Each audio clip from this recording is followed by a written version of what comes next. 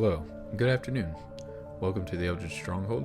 I'm Mitchell, and this is Murder of Karloff Manor. Spoilers 120 through 122.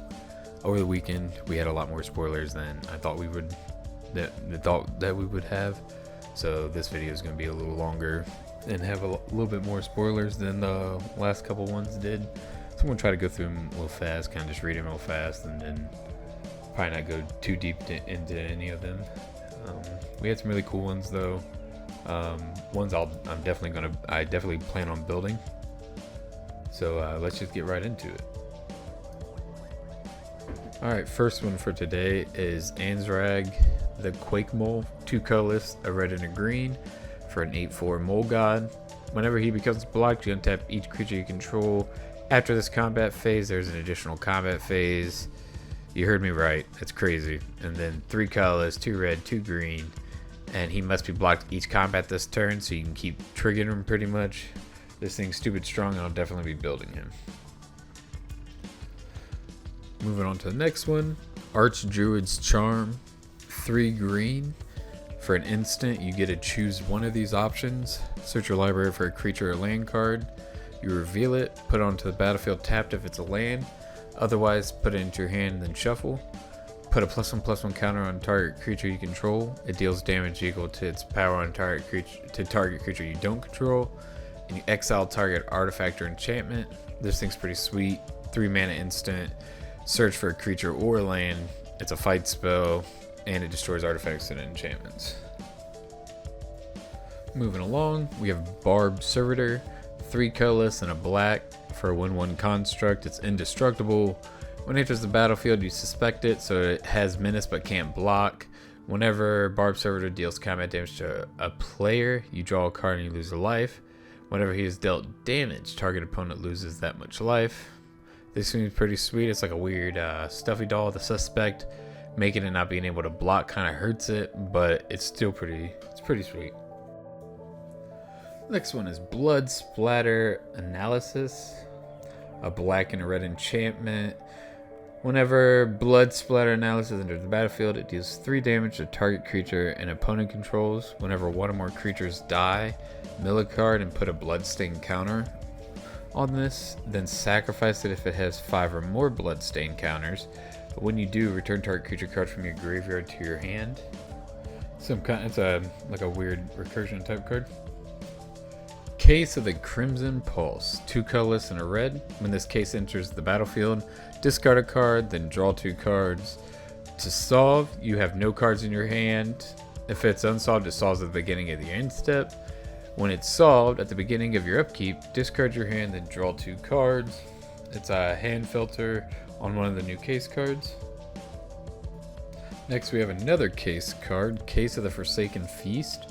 For 1 white, you get a case. Whenever a creature enters the battlefield under your control, you gain a life. To solve, you have gained at least 5 life this turn, and it solves at the end step. When it's solved, you sacrifice this case, and creature cards in your graveyard gain. You can cast this card from your graveyard until the end of the turn. Kind of a cool resurrection spell in white. Next card, we have Conspiracy Unraveler.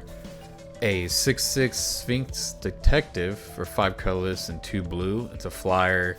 You may collect evidence 10 rather than pay the mana cost for spells you cast. It's like an alternative casting cost for all your spells. Next one is Cryptex. 2 colorless for an artifact. You can tap it to collect evidence 3. Add 1 mana of any color. Put an unlock counter on Cryptex. Sacrifice Cryptex, surveil 3, then draw 3 cards. Activate this only if Cryptex has 5 or more unlock counters on it. It's a weird mana rock, kinda, that turns into draw later. Somebody will play it. Chugging along here, we have Deadly Cover-Up. 3 colorless, 2 black for sorcery. As an additional cost to cast this spell, you may collect evidence 6. Destroy all creatures. If evidence was collected, exile a card from your opponent's graveyard, then search its owner's graveyard, hand, and library for any number of cards with the same name as that card that you exiled, or exile them. That player shuffles and draws a card from each exile card from their hand this way. Pretty much board wipe with kicker. Doorkeeper Thrall, 1 colorless and a white. for 1/2 thrall. Flash, flying, artifacts and creatures entering the battlefield don't cause abilities to trigger. More stacks. Next one. Ezrim, Agency Chief, 1 colorless, 2 white, 2 blue. For an Archon Detective, 5/5 flyer. When he enters the battlefield, you investigate twice. You can pay a colorless, sacrifice an artifact. He gains your choice of Vigilance, Lifelink, or Hexproof until the end of the turn. Way to use your clues. This next card is kind of really good. Forensic Toolsmith, 2 colorless and a blue for a Veldelkin Artificer Detective. Whenever you cast an artifact spell, you investigate. That's pretty good.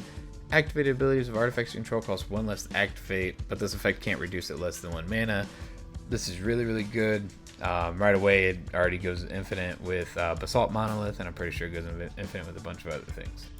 Next one is Hunted Bone Brute, 2 colorless and a black for a 6/2 skeleton beast. Has menace. Whenever a Hunted Bone Brute enters the battlefield, target opponent creates 2/1/1 white dog creature tokens. When Hunted Bone Brute dies, each opponent loses 3 life, and you can disguise for 1 colorless and black, and that's pretty much the new morph mechanic.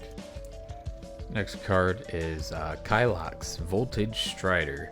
1 colorless, a blue and a red for vehicle.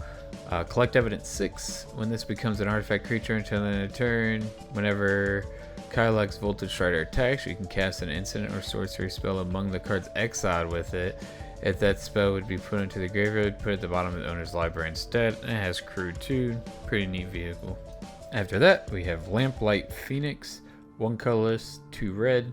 For 3/3 Phoenix with flying, when it dies, you may exile it and collect evidence 4.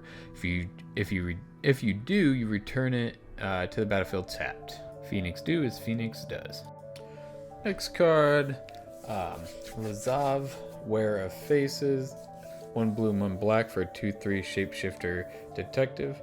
When he attacks, you exile target card from a graveyard, then you investigate. Whenever you sacrifice a clue, you may have him become a copy of a creature card exiled with it until the end of the turn.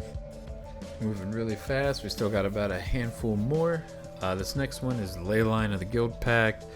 It's hybrid Wooburg each 4 different guilds pretty much. We got Selesnya, Simic, Golgari, and Gruul hybrid. It's an enchantment. If it's in your opening hand, you may begin the game with it on the battlefield, like all the ley lines. Each non-land permanent you control is all colors, and lands you control are every basic land type in addition to the other types.